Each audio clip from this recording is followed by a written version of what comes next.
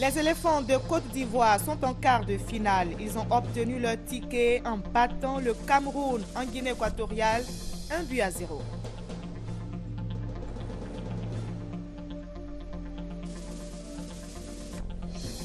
Le président de la République est arrivé cet après-midi en Éthiopie. Le chef de l'État va prendre part au 24e sommet de l'Union africaine, thème du sommet 2015, année de l'autonomisation des femmes et développement de l'Afrique pour la concrétisation de l'agenda 2063. La réduction des émissions de gaz à effet de serre au centre d'une rencontre entre le ministre de l'Environnement et une délégation de la Banque mondiale en mission en Côte d'Ivoire. L'institution va aider le pays à préserver son environnement. Le ministre du Commerce, de l'Artisanat et de la Promotion des PME vient d'achever une mission à San Pedro. Le ministre Jean-Loup Bion a rencontré les commerçants pour parler de la cherté de la vie. Bonsoir à tous, merci de choisir le journal de RTI 1. À suivre également dans cette édition, le dossier EcoPlus. Cette page de l'économie est consacrée aujourd'hui au grand chantier de l'UEMOA, l'Union économique et monétaire ouest-africaine, et de la place de la Côte d'Ivoire dans la dynamique de développement communautaire. Ces questions ont été évoquées lors de la 18e conférence des chefs d'État et de gouvernement tenue récemment au Bénin. Le dossier EcoPlus, ce sera dans quelques minutes. Commençons par la CAN 2015. Les éléphants ont dompté les lions en Guinée équatoriale et se sont qualifiés pour les quarts de finale. La Côte d'Ivoire, notre pays, s'est imposé au Cameroun 1-0. Mais la petite hésitation a permis aux défenseurs ivoiriens de sortir tout de suite. Yaya Touré, Nyengeri, Kenesiaka, Chico. Ah, c'est pas bien donné, mais Max en profite. Max qui va frapper. Oh!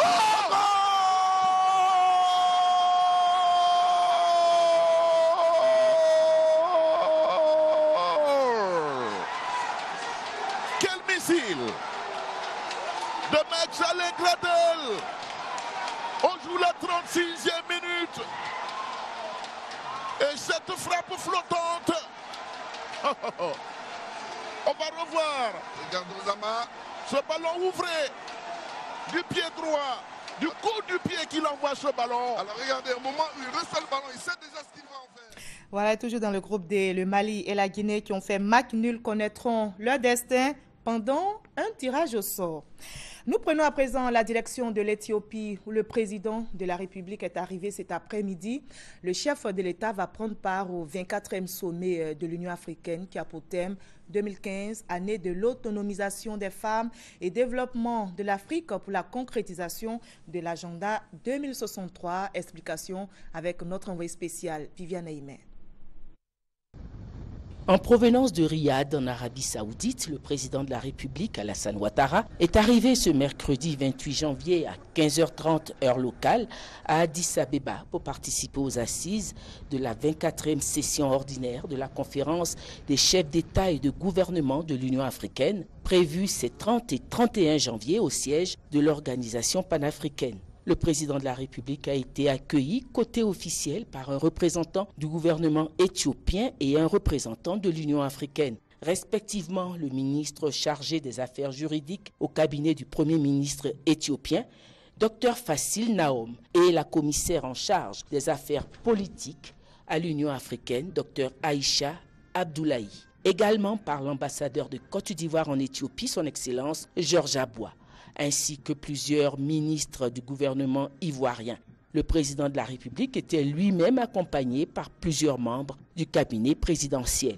Ce 24e sommet qui se tiendra autour du thème officiel 2015, année de l'autonomisation des femmes et du développement en vue de la réalisation de l'agenda 2063 de l'Afrique, sera une nouvelle fois, comme lors des précédents sommets, l'occasion de concertation au plus haut niveau autour de préoccupations urgentes de l'heure sur le continent africain, comme a souligné le chef de l'État ivoirien à son arrivée. Nous allons bien sûr faire un point sur la situation au niveau du continent et également il y a deux préoccupations majeures à l'heure actuelle. La question d'actualité, la fièvre Ebola. Les ministres ont eu à faire des recommandations à ce sujet. Et nous avons tous les défis du terrorisme, notamment en Afrique de l'Ouest, avec les attaques de Boko Haram et par conséquent ces deux enjeux sont essentiels, importants, mais nous aurons bien sûr d'autres questions à voir avec les autres chefs d'État et des réunions bilatérales. C'est toujours un plaisir d'être ici et de participer à ce sommet. Présente aussi aux assises de ce 24e sommet de l'Union africaine, la première dame de Côte d'Ivoire, Dominique Ouattara, qui fait de l'autonomisation de la femme ivoirienne son cheval de bataille à travers la création du FAFSI, le fonds d'appui aux femmes de Côte d'Ivoire, le microcrédit qu'elle a créé pour aider ses sœurs ivoiriennes à se prendre en charge. La première dame de Côte d'Ivoire a rejoint ce mercredi à partir d'Abidjan le président de la République à Addis Abeba. Elle participera dans le cadre du sommet à un atelier sur l'autonomisation des femmes. Notons qu'en marge du sommet, plusieurs audiences sont inscrites sur l'agenda du président de la République. Avant Addis Abeba, le président de la République était à Riyad, en Arabie Saoudite. Le chef de l'État est allé présenter les condoléances de la nation ivoirienne à la famille royale et au peuple saoudien suite au décès de Sa Majesté Abdallah, roi d'Arabie Saoudite. On retrouve Viviane Aimé.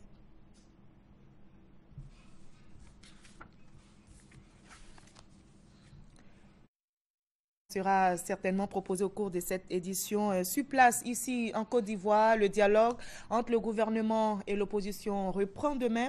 La rencontre va porter notamment sur les avancées du dialogue, le statut de l'opposition et les questions électorales. Notons que les dernières discussions entre le gouvernement et l'opposition remontent à décembre dernier. La rencontre de jeudi s'annonce après le dégel des avoirs de 33 personnalités proches de l'ancien régime et la mise en liberté provisoire d'une cinquantaine de prisonniers de la crise post-électorale.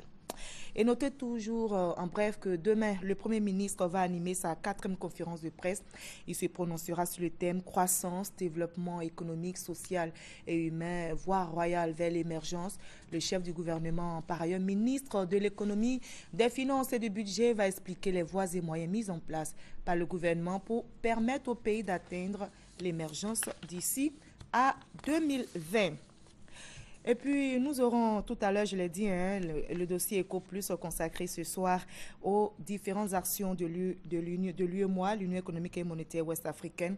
Mais nous partons tout de suite donc à Ouangolo-Dougou, dans le nord de la Côte d'Ivoire, où le directeur des RTI Boaké, Traoré Abou, a été invité pour s'adresser aux populations sur le thème de l'émergence. Cet élément nous sera également proposé au cours de cette édition.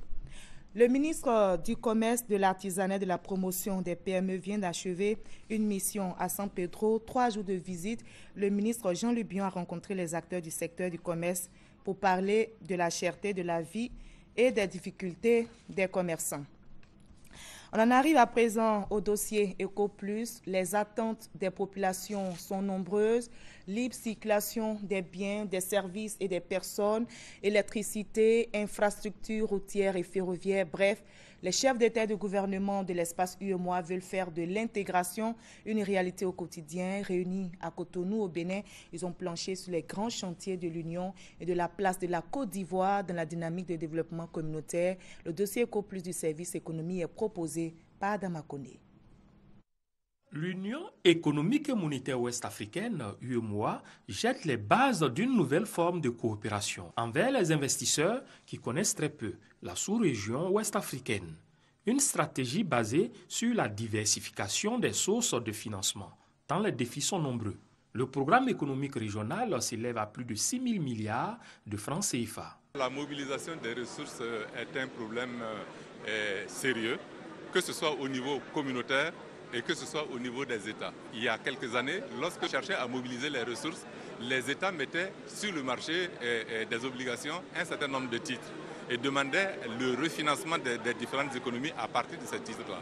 On avait des montants de 25-30 milliards que l'on cherchait à mobiliser, mais aujourd'hui, lorsque ces États-là mettent des titres sur le marché, la mobilisation est beaucoup plus importante que ce qui est demandé. Ça veut dire que les mécanismes qui ont été définis par la Banque centrale pour la mobilisation des ressources sur le marché monétaire de notre espace commencent à porter effectivement des fruits. Les projets sont divers, infrastructures routières, ferroviaires, électriques, agricoles. La sous-région ouest-africaine ambitionne de présenter un visage attrayant pour le bien-être de ses populations.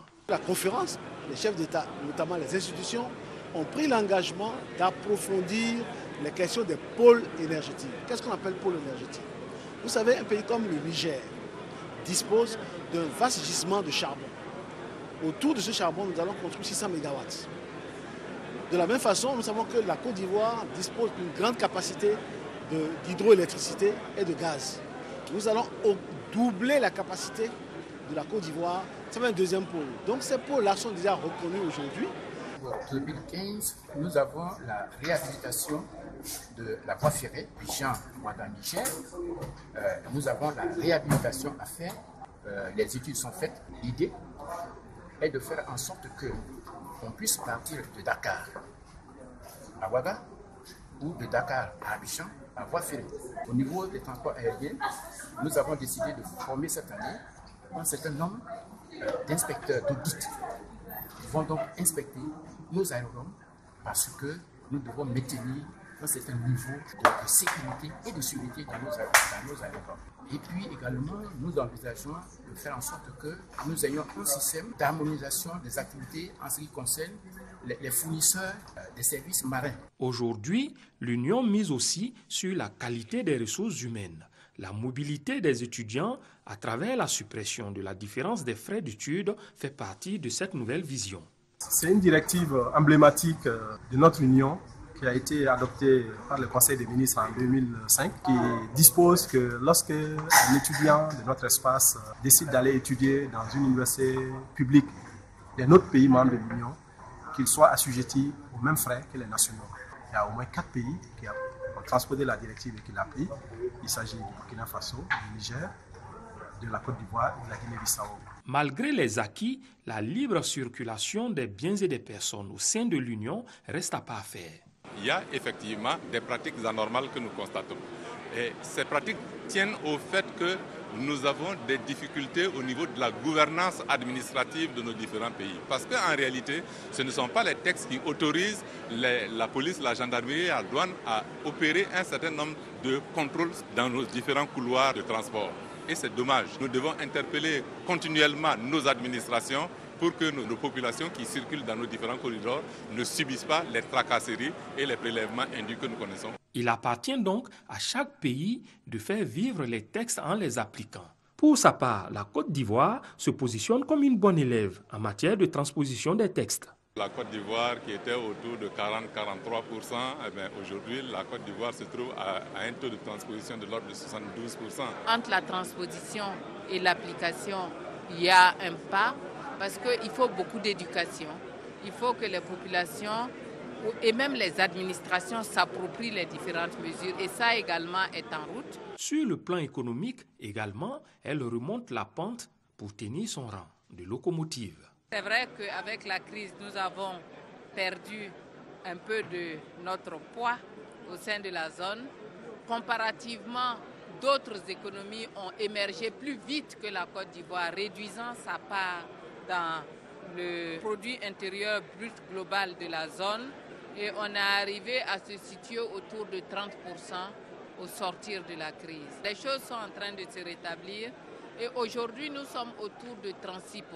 Et nous pensons que la Côte d'Ivoire peut conforter sa place. L'UEMOA, c'est 8 pays avec un marché de 100 millions d'habitants. Le taux de croissance en 2014 s'est établi à 6% contre 5% en 2013. Et l'Union table sur une croissance de 7,2% en 2015. Voilà, c'était le dossier EcoPlus proposé par le service économie de la rédaction.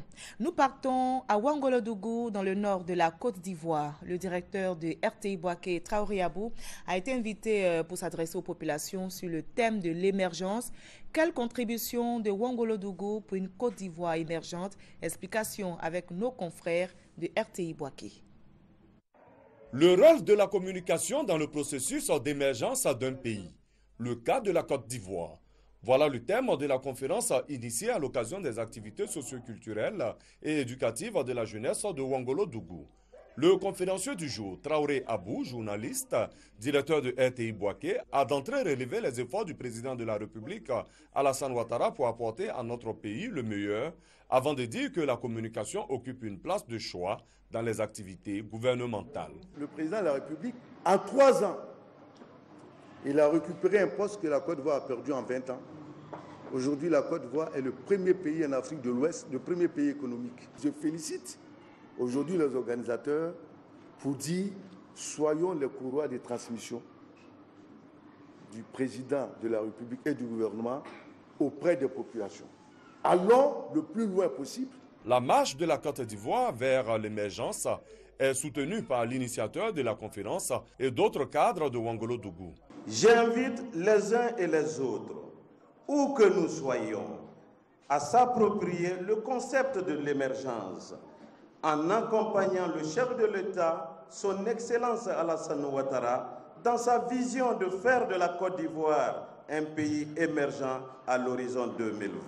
Nous avons dit à nos parents que ce concept d'émergence peut paraître comme un rêve, mais si nous acceptons de rêver avec le président, nous atteindrons cette émergence-là. Cette conférence sur l'émergence, qui est une première à Ouagadougou et même dans toute la région du Tchologo, a été saluée par les autorités locales et des cadres du Tchologo, au rang desquels le représentant du ministre en charge des affaires présidentielles, Téné Birahima Ouattara. Le ministre du Commerce, de l'Artisanat et de la Promotion des PME vient d'achever une mission à San Pedro. Le ministre Jean Lubillon a rencontré les acteurs du secteur du commerce pour parler de la cherté de la vie et des difficultés des commerçants. Thérèse Tapeyoboui. Les coupures répétées du courant et de l'eau, la pression fiscale sur les commerçants et les industriels, les tracasseries des contrôleurs du commerce, des agents des douanes, des forces de sécurité, la cherté des produits sur le marché, l'état défectueux de la voirie, le problème du site pour la relocalisation des artisans sont quelques-unes des préoccupations évoquées par les acteurs du commerce de San Pedro avec le ministre du Commerce, de l'Artisanat et de la Promotion des petites et moyennes entreprises, Jean Lubillon, en visite dans la localité. Le ministre du Commerce a reconnu la gravité de la situation. Il a promis une organisation dans le secteur afin d'y impulser un développement harmonieux. Les préoccupations que l'on rencontre à San Pedro sont les mêmes que l'on rencontre partout en Côte d'Ivoire.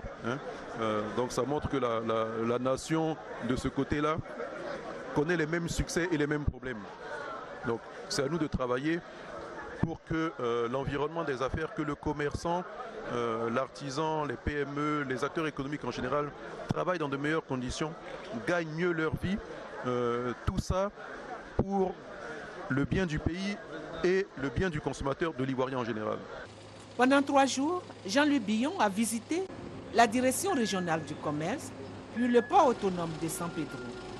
Une visite qui aura permis au ministre Billon d'apprécier l'action dynamique des responsables du port.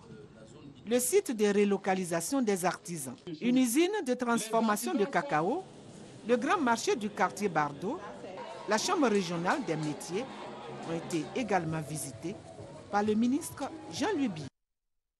Voilà, nous revenons sur la visite du président de la République à Riyad, en Arabie Saoudite. Le chef de l'État était allé présenter les condoléances de la nation ivoirienne à la famille royale et au peuple saoudien suite au décès de Sa Majesté Abdallah, roi d'Arabie Saoudite. Reportage Viviane Aymer.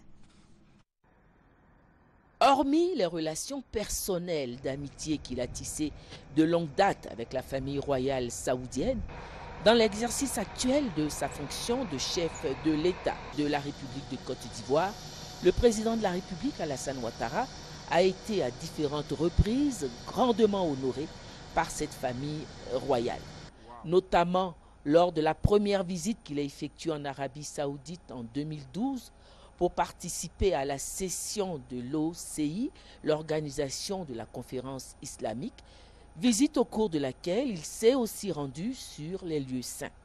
Puis, lors de sa récente visite officielle dans ce pays du 8 au 12 décembre 2014, visite qui a vu l'établissement de fructueux contacts avec les milieux d'affaires saoudiens. À cet effet, une importante délégation de la Chambre de commerce et d'industrie de ce pays, comprenant de nombreux investisseurs, est attendue dans les prochains jours à Abidjan. Des liens d'amitié complétés par des relations de coopération riches de promesses pour les deux pays. Le président de la République se devait d'apporter sa compassion et son soutien à la famille royale saoudienne face au deuil qui la frappe par le décès de son patriarche, le roi Abdallah Ben Abdel Aziz Al Saoud.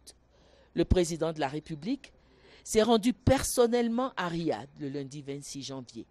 Il a été accueilli à son arrivée à la base militaire de la capitale saoudienne à 16h heure locale par son Altesse royale le prince Majid Ben Abdallah. À 19h heure locale, le président de la République s'est rendu à la résidence royale du défunt roi Abdallah Ben Abdel Aziz Al Saoud pour présenter ses condoléances à la famille du défunt. Le lendemain, mardi 27 janvier, le président de la République recevait à son lieu de résidence le prince Talal Ben Badr Ben Sand Ben Abdelaziz Al Sand, porteur d'un important projet d'investissement en Côte d'Ivoire. Des hommes d'affaires autrichiens s'intéressent à la Côte d'Ivoire en mission de prospection économique. Ils viennent d'être reçus par le Premier ministre Daniel Kablan-Duncan.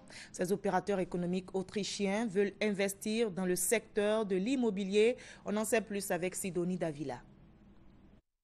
Les Autrichiens ont décidé d'accompagner la Côte d'Ivoire dans son développement. Ils veulent apporter leur savoir-faire dans les secteurs de l'agriculture, la sécurité, la communication, l'environnement, pour ne citer que cela. Une délégation autrichienne a rencontré ce mercredi 28 janvier le Premier ministre Daniel Kablan-Duncan et certains membres du gouvernement. On a parlé très concrètement des possibilités d'affaires dans les secteurs PTB, par exemple. Vous avez des grands projets à entamer dans les prochains ans et l'Autriche a un savoir-faire assez spécialisé dans les PTB. Alors ça, c'est par exemple un secteur où on peut collaborer encore mieux ensemble. On a aussi parlé du secteur du transport, par exemple, notamment le secteur ferroviaire, où l'Autriche peut aussi apporter du savoir-faire dans ce domaine. Il y a un besoin en Côte d'Ivoire, oui, et je suis très enthousiaste que les sociétés autrichiennes, avec leur savoir-faire, avec leurs produits en avant, peuvent correspondre à ce besoin. Ces hommes d'affaires qui composent cette délégation représentent au total 8 entreprises autrichiennes.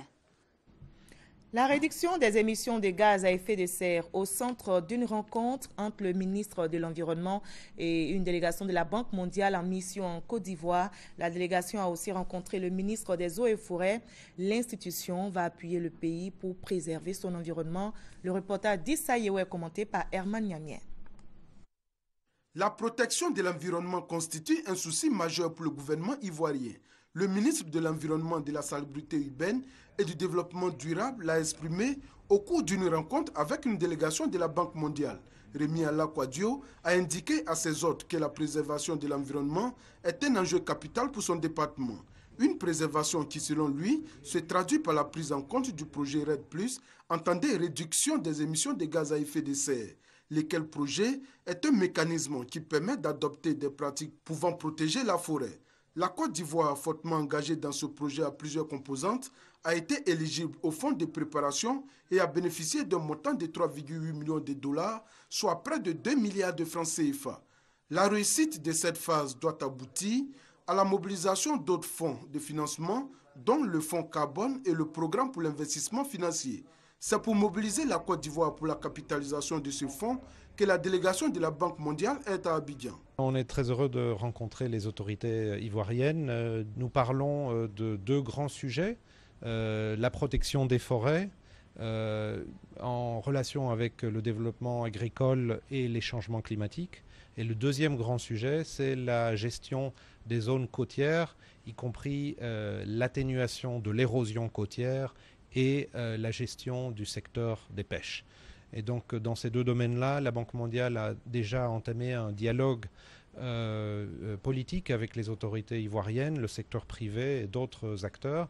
Dans certains cas, nous avons déjà des financements en cours, mais nous envisageons maintenant de monter à l'échelle notre soutien. Après le ministre de l'Environnement, de la Salubrité urbaine et du Développement durable, la délégation s'est également rendue au ministère des Eaux et Forêts. Ici, elle a échangé avec le ministre Mathieu Babou Daré. Cette mission est intéressante, elle est importante Parce qu'elle va nous permettre à nous-mêmes d'abord de voir quels sont les projets que nous pouvons émettre pour contribuer à intensifier, je ne dirais pas la lutte contre le carbone, mais à intensifier dans, disons, le développement forestier. Toutes ces initiatives devraient permettre, in fine, à la Côte d'Ivoire de bénéficier des crédits carbone.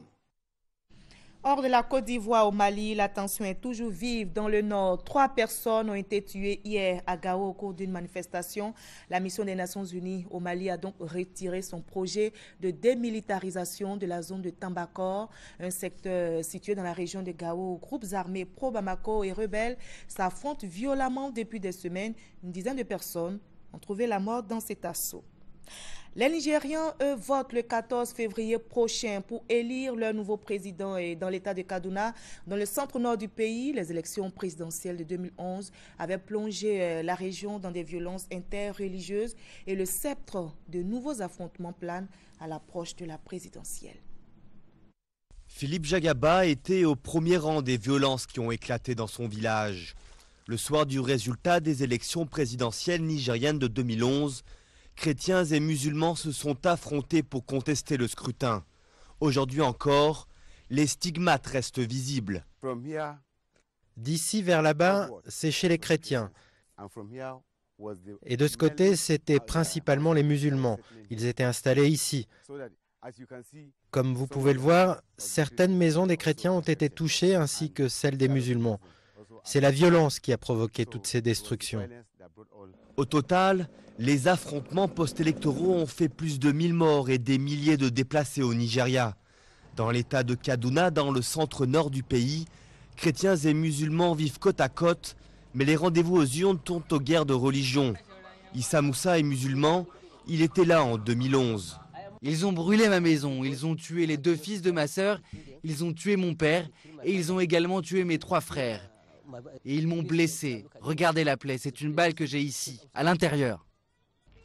Le spectre de nouvelles violences à l'approche des élections présidentielles le 14 février prochain plonge la région dans l'inquiétude. Chômage, pauvreté, manque d'infrastructures publiques. L'origine des tensions est multiple, bien au-delà des appartenances religieuses et ethniques. À Kaduna, la capitale de l'État du même nom, un programme de dialogue et de surveillance interreligieux a été mis en place pour prévenir la résurgence des violences. Nous avons mis en place des observateurs dans les communautés pour surveiller tout indice de violence. Dès qu'ils repèrent un conflit, ils appellent notre centre et nous, en collaboration avec les agences de sécurité, nous déclenchons une intervention. Dans quelques semaines, les Nigérians, exactement comme en 2011, devront choisir entre le président sortant et chrétien Goodluck Jonathan et son principal opposant, le musulman Muhammadu Buhari. Une élection qui s'annonce très serrée et laisse craindre le retour des fantômes du passé. Un convoi israélien a été touché ce matin par le tir d'un missile anti-char revendiqué par le Hezbollah libanais. 2 soldats israéliens ont été tués. En représailles, l'armée israélienne a bombardé des positions à la frontière, tuant un soldat espagnol de l'ONU. Le premier ministre israélien s'est dit prêt à réagir avec force aux attaques. Il y a 70 ans, les soldats soviétiques libéraient le camp d'extermination nazi d'Auschwitz en Pologne. 300 survivants et de nombreux dirigeants du monde entier se sont donc retrouvés hier à Auschwitz pour lancer un nouveau « Plus jamais ça ». 70 ans après ce qu'on peut appeler l'horreur du siècle, voici ce qui reste du camp de concentration d'Auschwitz. Albin faisait partie du tout premier convoi de prisonniers déportés dans ce camp en Pologne. En tant qu'ennemis du Troisième Reich, les Juifs ont le droit de vivre ici au maximum 2 semaines, les prêtres 1 mois et les jeunes en bonne santé 3 mois. Comme bon nombre de déportés, Albin fait également partie de ceux qui ont construit le camp. Il fallait transporter la terre d'un endroit à un autre et les gens mouraient déjà à ce moment, là, au travail. Il fallait courir avec une brouette pleine de terre sur des planches très fines. Quiconque trébuchait ou tombait de fatigue était tué sur le champ. Après avoir vécu durant 3 années les horreurs de ce camp, il a réussi l'impossible, s'évadait en compagnie de 6 autres prisonniers. 2 ans après l'évasion d'Albin, en 1943, le camp a été libéré par l'armée rouge. Aujourd'hui, Albin et les autres rescapés célèbrent cette libération. Occasion pour les autorités européennes de rendre hommage aux victimes de l'Holocauste pour que de tels actes ne se reproduisent. Notons que plus de 3 millions de prisonniers juifs ont été exterminés dans ce camp nazi. Et c'était un récit de Sylvie Touré. Rappelons avant de nous séparer que la Côte d'Ivoire s'est qualifiée pour les quarts de finale. Les éléphants ont battu les lions indomptables cet après-midi en Guinée équatoriale sur le score d'1-0. Mais la petite hésitation a permis aux défenseurs ivoiriens de sortir tout de suite. Yaya Touré, Nyengeri, Kenesiaka, Chico. Ah, c'est pas bien donné, mais Max en profite. Max qui va frapper. Oh!